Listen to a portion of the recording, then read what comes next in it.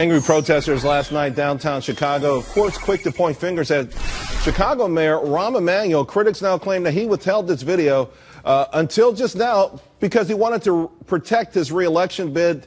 This could actually now end up being an epiphany, particularly for black voters who automatically always pull that D lever. Joining me now, criminal defense attorney Eric Guster, former Fox News political contributor Tammy Bruce, Rod Wheeler, and Bo Dietl are back with us as well. Let me go to you first, Tammy. Sure. You know, listen, I like that this particular incident is morphing away just from the black-white issue to something a little bit more, in my mind, not more important, but something that has resonated for a long time, and that's political leadership, a lack of leadership that has seen American cities become ruined, from Detroit to Gary, Indiana to Chicago. I think that what you're hearing is this sense finally that they're being manipulated, that there's a reason why this is going on. Not only the crime rates, but now they're worried, of course, tonight about the gangs moving in, about other opportunists. They saw what happened in Ferguson. The people of Ferguson did not want their town destroyed. Carpetbaggers and others came in.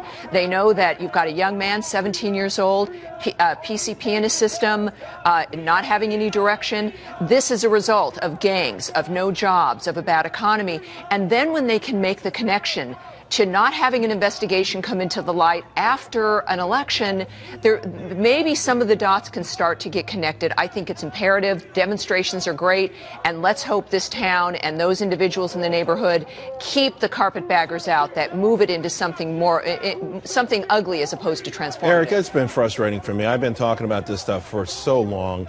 And you do wonder, you know, why do you automatically have to, if you're black, have to vote for the same people that have been in control of your city for 5 decades in some cases, and you still blame your woes on some Tea Party members, not even in your state, or the Republicans? Why can't we say sometimes, hey, maybe the people we're voting for either don't have our best interests at heart or just are incompetent?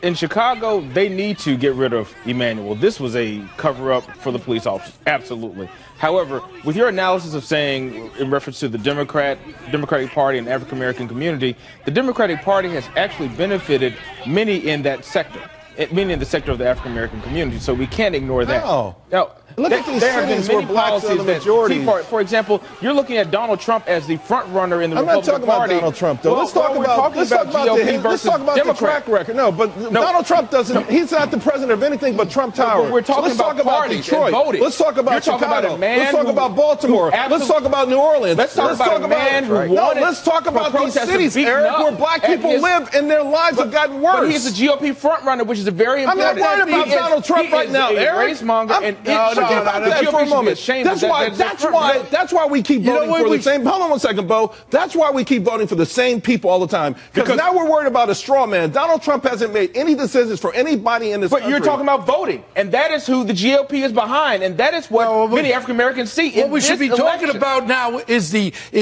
over 800 people killed in the last year in Chicago, over 4,500 that was shot, another 25 involved in shootings over there, and nothing's gone. When you got a Rahm Emanuel telling them, take it to the alleyways, to the gangs, that's where these kids are getting killed. And now you're going to paint one bad cop, you're going to paint one broad brush and condemn all the cops. This is more than one bad cop. All right, but let's bring in Rod, though. Rod. Charles, let me chime in on this. And, Bo, I'm going to have to repeat exactly what you just said because it's the truth. You know, where was Rahm Emanuel when all of these 400 black people were being killed over the past couple of years? He was nowhere around. And what he is doing is pandering to the African-American community. And, Eric, you need to be able to realize that. And I think a lot of African-Americans are realizing that now. And that's why we are taking a close look at some of the Republican candidates. Go ahead, Eric.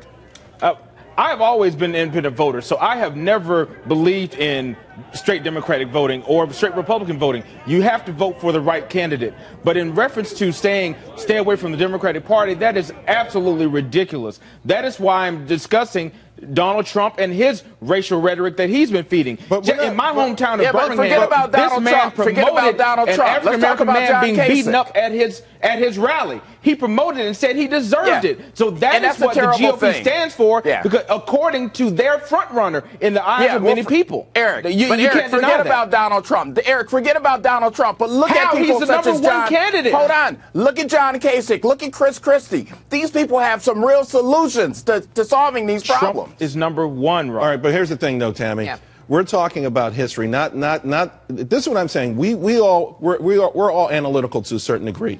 We've got enough evidence now. We've had a war on poverty for 50 years that hasn't worked. President Obama said our policies in Cuba haven't worked in 50 years, so why keep them going? Yeah. You could apply the same logic, if you will, to why would you vote for the same people over and over again, the same policies over and over again that have not helped people. Well, look, and this is also a situation for our police departments as well. You're looking at the people who are on the front lines of extraordinary violence every single day. You have a dynamic like happened. Look, this will unfold. We'll find out actually what happened. There'll be more dynamics discussed. But in the process, everybody in these cities lose. Chicago has been a river of blood. And it has been a situation that people felt like, well, there's no other alternative. There are alternatives, and the people of Chicago, the people of Baltimore and elsewhere need to know that. You know, my problem again is I'm surprised the president didn't come on now again. He comes on there when there's a bad shooting or possible bad shooting. What about all these? That was 800 people killed in Chicago in the last year. Why isn't he saying a damn thing about this violence? We're going to leave it there, guys.